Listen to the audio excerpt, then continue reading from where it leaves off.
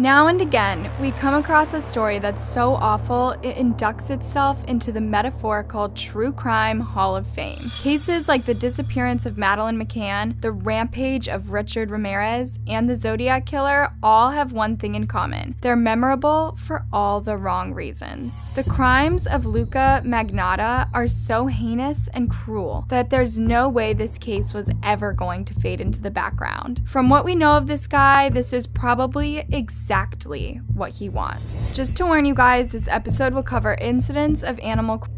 Luca Rocco Magnotta was born Eric Clinton Kirk Newman on July 24, 1982, in Scarborough, Ontario. His parents, Anna Yorkin and Donald Newman, were just teenagers when they had Luca, but would go on to have 2 more children. The family moved around a lot, and according to his dad, Luca struggled to connect with kids his own age. He did not have friends, he was isolated, no schooling, no friends of any kind. Donald Newman decided to leave the family after he was diagnosed with schizophrenia, leaving Luca and his siblings in Anna's care. However, Anna also suffered from mental illness and had an extreme aversion to germs. Reportedly, she would lock Luca and his siblings out of the house and wouldn't let their pet rabbit stay inside during the winter, which unfortunately caused it to freeze to death. Both of Luca's parents reportedly had issues surrounding alcohol. At the age of 16, Luca went to live with his grandmother to get away from his mom's boyfriend, who was extremely cruel to Luca. He didn't find much comfort in his new home, however, as he was constantly berated by his grandmother and brother for being effeminate. After being homeschooled for most of his childhood, Luca attended I.E. Weldon Secondary School for at least 2 years, but didn't end up graduating. He became obsessed with his looks and changed his hair color a lot. At the age of 20, Luca began pursuing a career in the adult entertainment industry. He worked as an exotic dancer and starred in at least 2 movies, sometimes working under the alias Jimmy. He also worked as a paid companion, but his real ambitions lay in modeling and acting. Around this time, Luca started showing signs that he too was suffering from a mental illness and would go to receive multiple diagnoses from paranoid schizophrenia to antisocial personality disorder. It was around this time he started getting into trouble with the law. In 2005, he was found guilty of fraud. According to reports, Luca befriended a lady who had learning difficulties, manipulated her, and convinced her to apply for a bunch of credit cards. Luca used them to spend over $10,000 on stuff for himself. He pleaded guilty and was given a 9-month conditional sentence. This means he wouldn't have to go to jail unless he was found guilty of another crime. The following year, he legally changed his name to Luca Rocco Magnotta, just months before he had declared bankruptcy due to his excessive spending. In 2008, after failing an audition for Cover Guy, a Canadian reality show, he started investing in plastic surgery. Just some of the procedures he got included a nose job and muscle implants. This led to another audition for a reality show, Plastic Makes Perfect, where he openly admitted to being addicted to getting plastic surgery. Constantly seeing other people,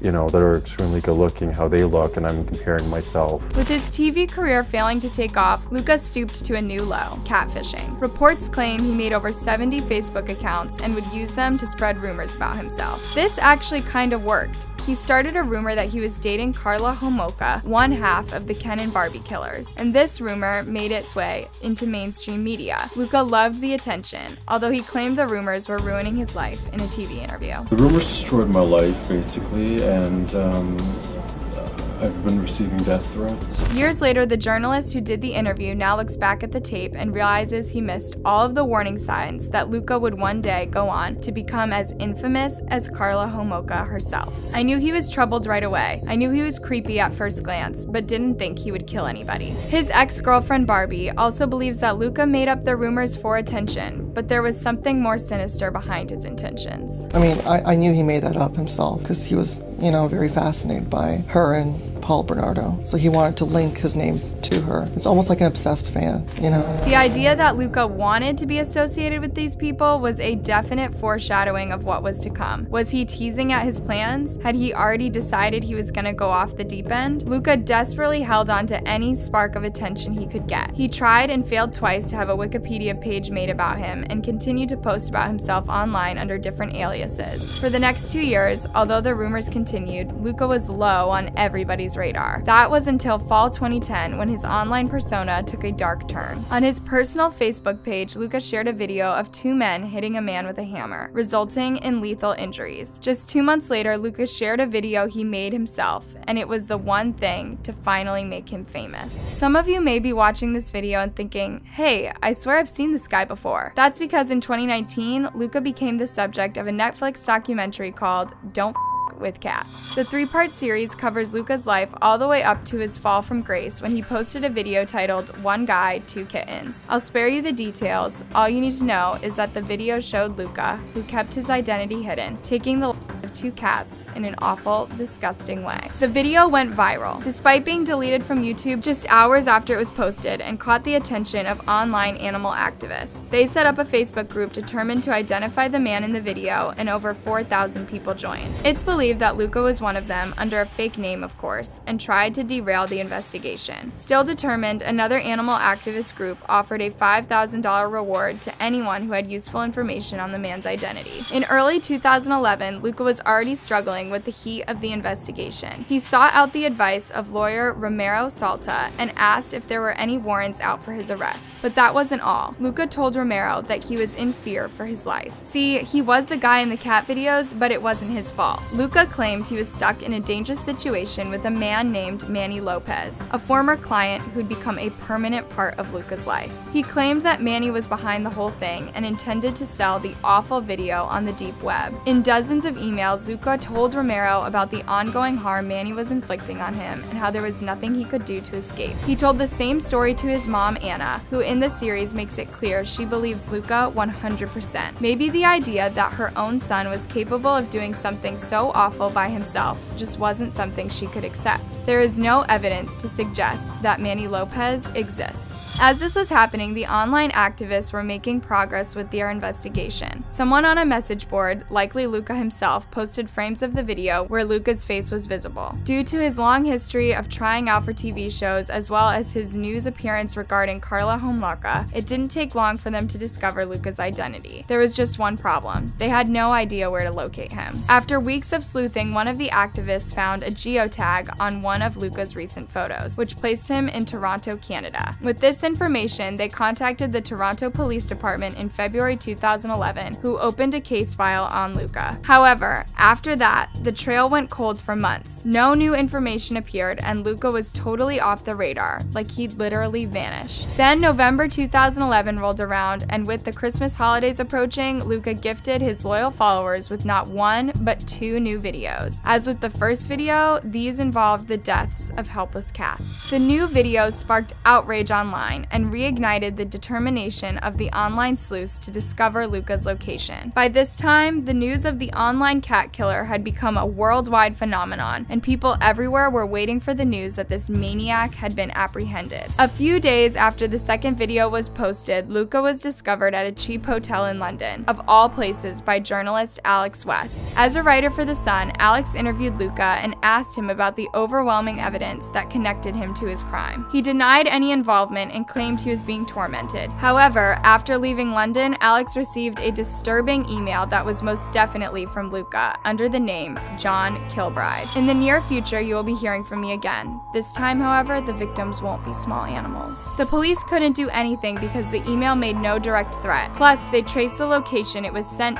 from somewhere in the Netherlands, outside their jurisdiction. In May 2012, everyone's worst fears came true. Luka had taken the life of a human being. John Lin was a student from Wuhan, China. Born on December 30th, 1978, John moved to Canada to pursue a degree in engineering and computer science at Concordia University. He was reported missing on May 29th, 2012, after his friends were unable to contact him and he didn't show up to his part-time job at a convenience store. Little did they know, 4 days earlier, a video named One Lunatic, One Ice Pick was circulating the internet. Luka had been hinting at the video online for days, but no one could get the police's attention. When the video showed up online, everyone knew straight away who was behind it. However, they were more concerned with identifying the man who Luka murdered in the video. On the same day that Jun Lin was reporting missing, a suspicious delivery arrived at the Conservative Party HQ in Ottawa. The package contained a human foot. Not long after, they discovered a second package containing a hand. At an apartment building in the city, a janitor discovered an abandoned suitcase with a human torso inside. And guess who just so happened to live in that apartment building? building. Luca was named a suspect the next day after security camera footage from inside the building showed Luca taking Jun up to his apartment, then emerging a couple of hours later carrying a lot of garbage down to the basement. Jun was formally identified in early June 2012, and the authorities were able to notify his family back home in China of his tragic death. It's thought he met Luca through Craigslist. Luca had already fled the country and was spotted in an airport in Paris, France. Every major police force in the world was aware of Luca during that time, all looking out for him in case he decided to strike again. Days later, he made his way to Berlin, Germany, and was apprehended in an internet cafe where he was looking up articles about himself. The day after his arrest, more of Jun's remains arrived in packages at 2 elementary schools in Montreal. He was extracted to Canada on June 18, 2012, and pleaded not guilty on grounds of diminished responsibility due to a mental disorder. This is kind of similar to pleading not guilty by reason of insanity. Ultimately, after a 12-week trial, he was found guilty on all charges, which included first-degree homicide and posting obscene material. He was sentenced to a minimum of 25 years behind bars for Jun Lin's death. He was sentenced to a further 19 years for his other charges. Reportedly, he continues to write about himself and look up his own name online from prison. He always expected,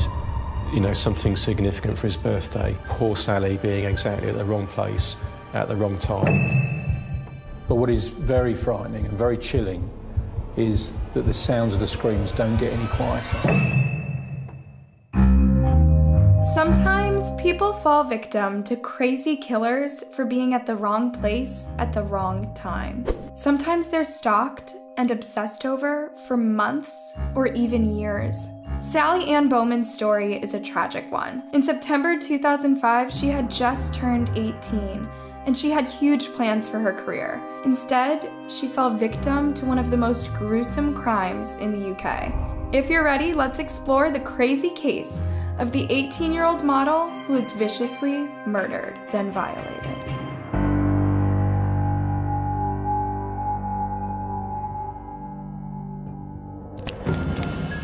This very disturbing story begins in London, England. It's a bustling city that never sleeps, with one of the largest populations in the world. Today's case takes us to South London, more precisely to Croydon.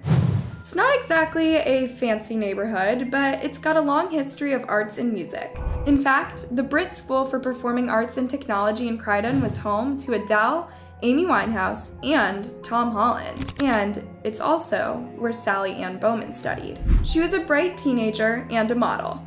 She was born on September 11th, 1987, and grew up with her parents, Paul and Linda, and with her 3 older sisters. Although she was very close with her family, Sally was also keen on being independent. In her late teens, she moved out into a rented room and worked hard as a model to support herself. Sally's modelling was her part-time job, something that she loved to do, always wanted to do from when she was little. Got the opportunity and took it with both hands. On September 24th, 2005, Sally Ann had just turned 18. But there was another birthday coming up. Her sister Nicole's best friend was throwing a party at Lloyd's Bar in Croydon. So around 6 p.m. that evening, Nicole and Sally went over to the pub and celebrated her birthday.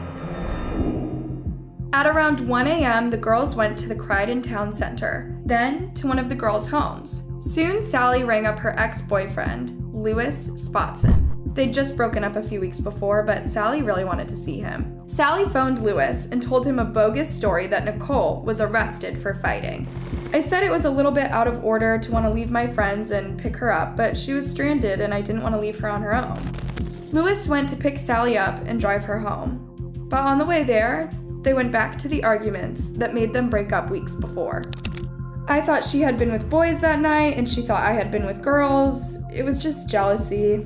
We then made up, hugging and kissing, but Sally Ann didn't want me to leave, and we started to argue. When Lewis went back to his car, Sally grabbed his shirt and ripped his necklace. She wanted Lewis to come indoors, but Lewis saw her inebriated state and didn't want to complicate the relationship, which had officially ended. Lewis drove off at around 4 a.m. A few minutes later, Sally was brutally murdered.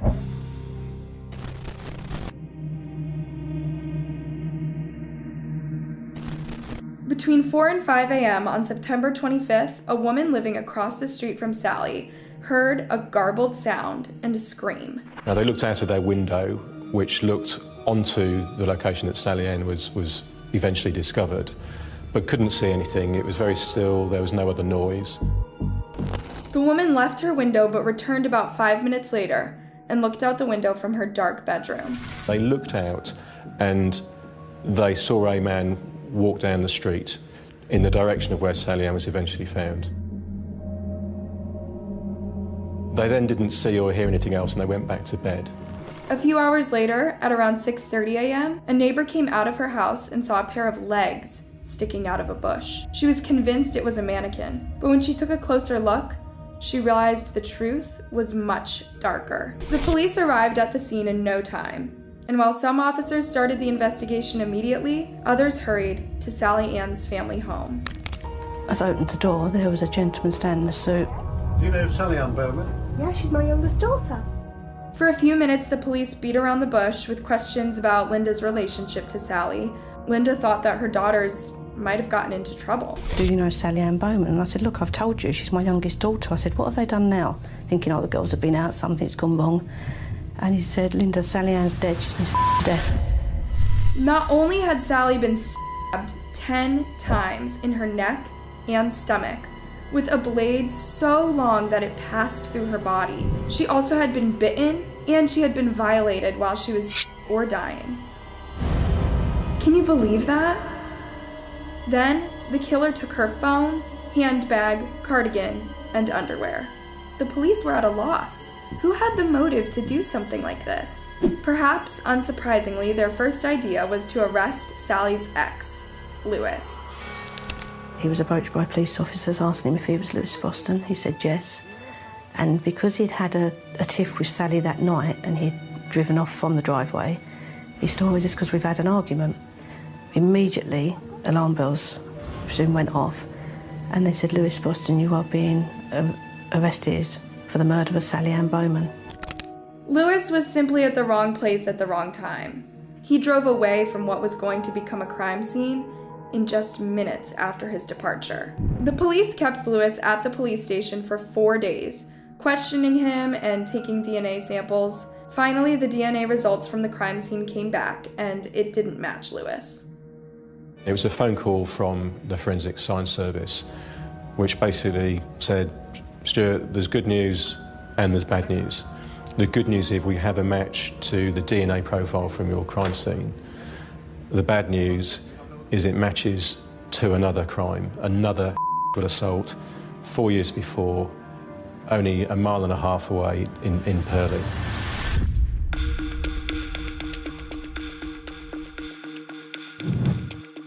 The police didn't know who they were looking for, but they knew it was a serial offender who had committed at least one murder and could very well strike again. The attack from 2001 was another truly horrific assault on a woman. A lady who was in a phone box making a phone call when the suspect walks over to her, tries to get into the phone box and over the phone box. This was Mark Dixie, a pub chef from southwest London with a horrific history of violence. He had previous convictions for robbery, indecent assault, and indecent exposure. When he was only 16, he robbed a woman at knife point and fondled her breast. It gets much worse.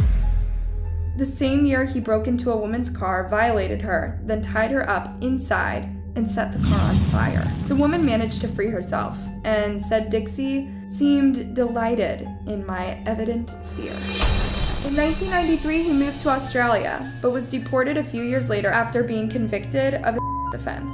By the time he murdered Sally Ann, he had 16 convictions in the UK and at least one in Australia. But his friends or girlfriends had no idea about Dixie's double life. His friends described him as the life and soul of the party. His girlfriends and mother to his 3 sons were absolutely shocked to hear he was a serial offender. She said their life was normal. But on the very night of Sally's death, Dixie attacked another woman. Less than an hour before killing Sally, he tried to rob and violate another woman in Croydon. This was a lone woman who was standing in the street on a mobile phone when she describes a lone male walking towards her who literally says, "I'm sorry," and then proceeds to hit her. And I think undoubtedly this suspect would have had done more in an attack were it not for a taxi. Dixie stole the woman's phone, then ran off, but forgot to close the call she was on. That person can hear the victim screaming in the background. But what is very frightening and very chilling is that the sounds of the screams don't get any quieter. Which suggests that lady's attacker, which we maintain, well, I believe, was Sally's murderer, is then hiding somewhere very close by, watching what is going on. The victim provided the police with a description of the attacker, which led to this EFIT. Superintendent Stuart Cundy then informed the public about the person they were looking for. He's described as a white man in his 20s or 30s, between about 5'9" and 6 foot. But the police couldn't seem to narrow down their search. According to the DNA profile, the was a Croydon or South London local. The police proceeded to ask the people of Croydon to give DNA swabs. We had nearly 6,000 addresses that we wanted to ascertain every single male that lived in those premises or was there on the night of Sally's murder who might fit the description of her attacker. We anticipated that was probably about 4,000 men. The police set up a center for volunteers to come in and give their DNA in hopes of catching Sally's killer. We knew fully well that the killer was not going to walk in and volunteer his DNA. But what there is this wider picture that maybe his dad or brother, and there can be a link with the DNA down the line. Also, this tiny DNA database allowed the police to rule out 99.9% of the Croydon population quicker than any other possible way.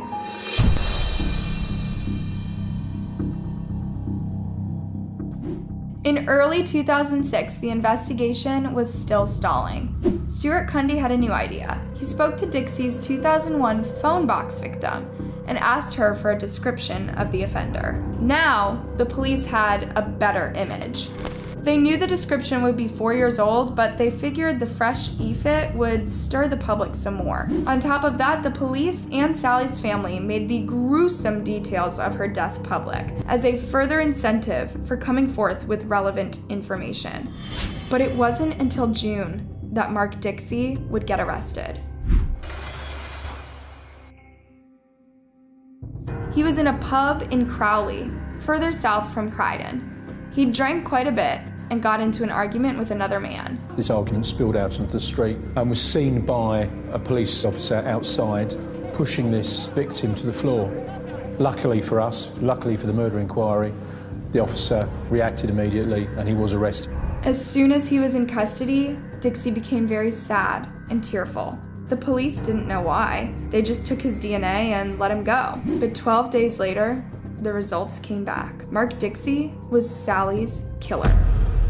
Dixie had given the address of the pub he worked at as his home address, so the police wasted no time in finding the pub, but they couldn't approach Dixie in the kitchen, where he was handling big knives. It was whilst this plan was taking place, we were walking through the car park at the back of the pub, walking to one of the side entrances, and that is when we realised we've identified Mark Dixie. Dixie was in prison awaiting trial for the murder of Sally Ann Bowman.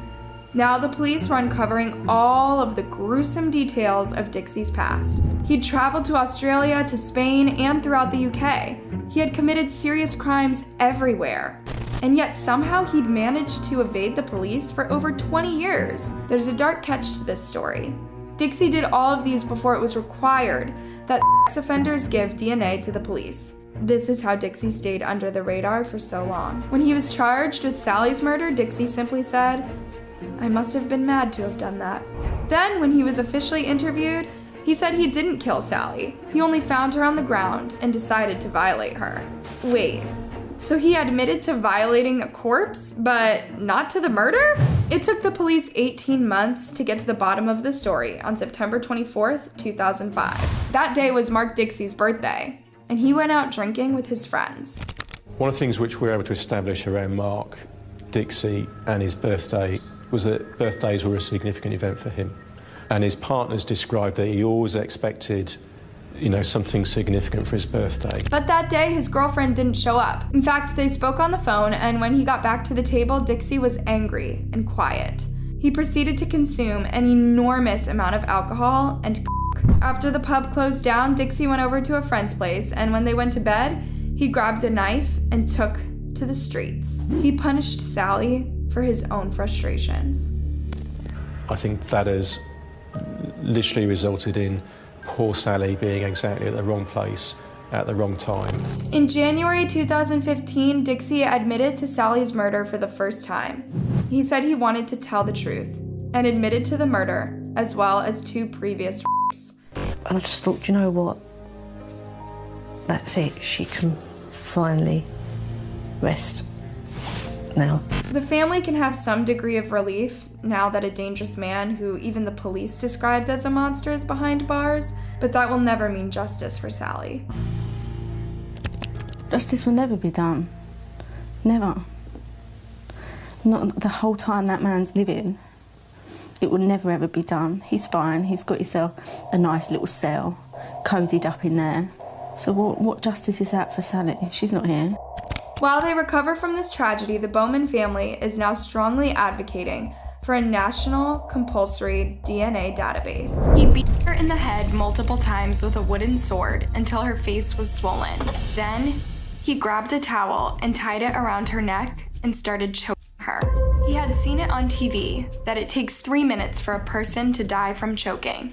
So he pulled the towel and counted 1 to 180. But still, she did not die. Determined to finish what he started, he dragged her into the bathroom and put her head inside a bathtub full of water and held her there. This time it worked. His little sister was dead. And this was only the beginning.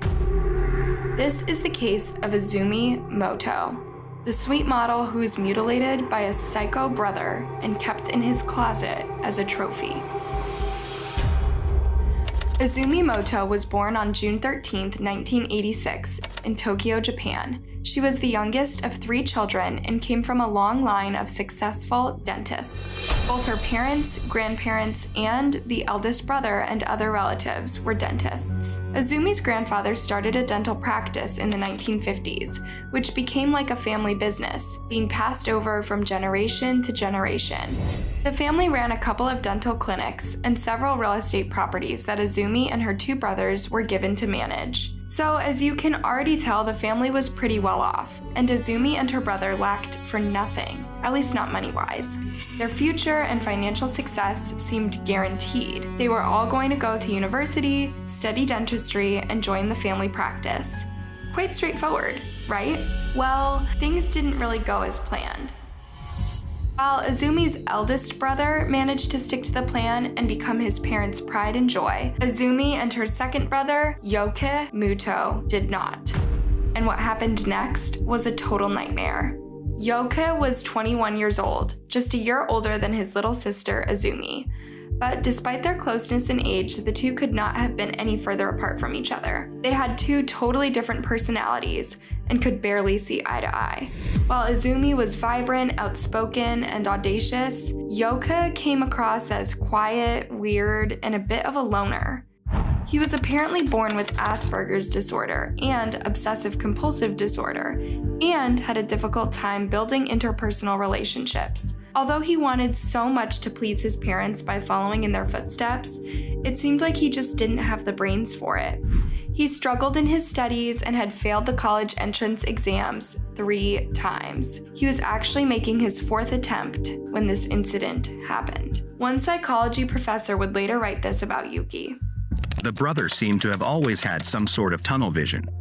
All he saw happening in his life was growing up, becoming a dentist, and taking over the clinic. But unlike his other brothers, Izumi had other things planned for her life. She didn't just want to be a dentist like everyone else in her family. She wanted something more. She had dreams of becoming a computer programmer, a model, and an actress. And despite her family's disapproval, she actually went for what she wanted. When her parents tried to pressure her to join the family business, she actually left home at the age of 18 and went to follow her dreams of becoming a model and actress, even creating a stage name for herself. Because of her looks and charm, she was actually able to get a small role in a low-budget movie called Cream Lemon, which was based on an anime. This, of course, did not go down well with her strict and traditional parents, who tried to frustrate her by withdrawing their financial support. Izumi managed to stay away for a while, but eventually she did return back home, albeit reluctantly. Still, her parents were so glad to have her back that they allowed her to not only continue with her computer programming course, but continue pursuing her acting and modeling career on the side. Sadly, Izumi would not live long enough to realize the dreams that she had fought so much for. On December 30th, 2006, Izumi and her brother Yuki were home alone, while the rest of the family went to visit some relatives out of town. The two had different reasons for choosing to stay behind. For Izumi, I think it had something to do with her acting career, while Yuki had a study camp that he was supposed to attend. The family was away for 4 days, and they returned on January 3rd, 2007 at around 10:30 p.m. The first thing that they noticed when they got home was the strange stench that filled the house. Earlier, Yuki had messaged them to warn them about the strange smell, saying that his pet shark had died and that they should not go inside his room. However, the smell was just too strong to ignore, so the family decided to go inside Yuki's room and dispose of the dead animal. But when they entered the room, they were surprised to see the small shark still swimming around, alive. So what could be causing the smell? The odor seemed to be coming from Yuki's closet, and when the family opened the door to check, they were horrified to find 3 bin bags covered with gore. Inside the bags were Izumi's decapitated remains. The family immediately knew that Yuki was behind the horrific murder, but why would he do such a thing to his own sister? Yuki was arrested on January 4th, 2007 after coming back from the study camp, and soon he confessed to everything, giving chilling details of what happened on December 30th when his sister died. Apparently at around 3 p.m. after their parents and eldest brother left, Izumi and Yuki got into a huge fight in which Izumi brought up Yuki's constant failures in the dental entrance exams, telling him that he lacked ambition and would not amount to anything. This really enraged Yuki, who told the police that he hated being reminded of his shortcomings, saying, "I was teased by my sister that I don't have a dream." To get her to stop, Yuki reportedly took a wooden sword, which is commonly used in Japan for a fencing sport called kendo, and started bashing her head with it. This, however, did not stop Izumi, who continued to berate him, telling him that he was hopeless because he wouldn't study hard enough, while she had a bright future ahead of her because she worked hard at her studies. At this point, Yuki said that he just went crazy and grabbed a towel and began choking her with it. He told the police that he had learned from a TV show that a human being dies after being choked for 180 seconds. So he counted 1 to 180 as he held the towel tightly around his sister's neck. But Izumi did not die, and Yuki wanted her dead. So he dragged her to the bathroom and put her inside a bathtub with water and held her there until she drowned. Still, this monster of a brother didn't stop there. After he had confirmed that she was dead, Yuki reportedly cut up her body using a large knife and a saw and put the pieces into 4 garbage bags, which were hidden in various places in his room. And like that was not sick enough, he actually took her private areas and put them through the garbage disposal in the sink. How messed up is that? He told the police he did so that no one would be able to tell whether she was male or female once her body was found. When he was done, he cleaned up the gore in his room and then, for some sick reason, decided to take one of Izumi's panties with him to the study camp. Due to the horrific nature of the crime, the case attracted a lot of media attention, with many tabloids in Japan reporting that Yuki was a necrophile and a cannibal who had violated his sister and eaten parts of her body.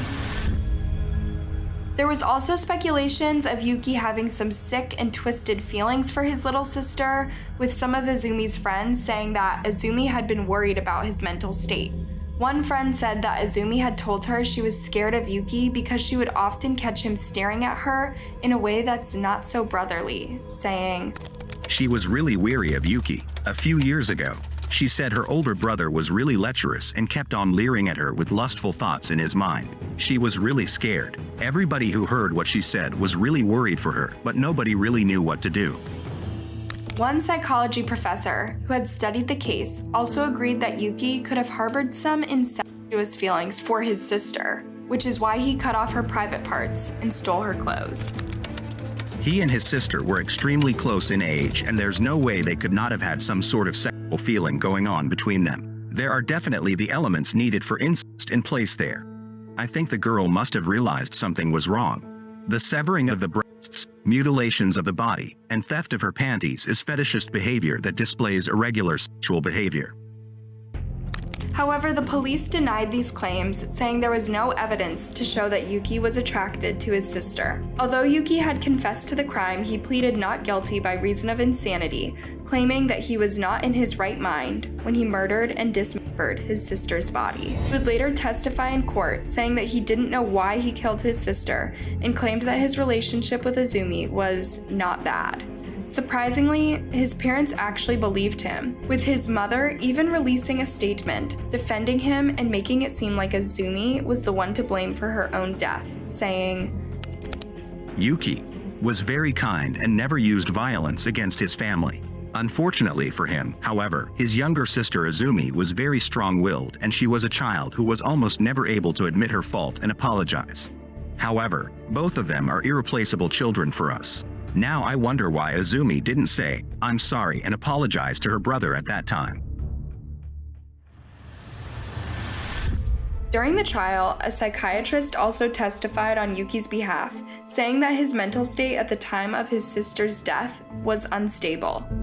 However, the prosecution argued that Yuki knew what he was doing because he had already admitted that he and his sister were not getting along, and that he hated her because she was allegedly mean to him and rebellious towards their parents.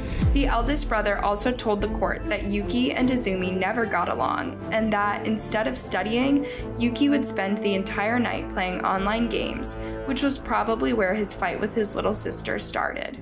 In May 2008, the Tokyo District Court found Yuki guilty of murder and desecration of a corpse, but they actually sentenced him to 7 years in prison, saying that he was criminally insane when he committed the crime and therefore could not really be held accountable for his actions. This judgment was, however, reviewed a year later by Tokyo High Court, and the sentence was increased to 12 years. He was set to be released in 2021, which means that he's probably out now. What do you think about this case? Let me know your thoughts in the comment section, and if you liked this video, be sure to give it a thumbs up and subscribe.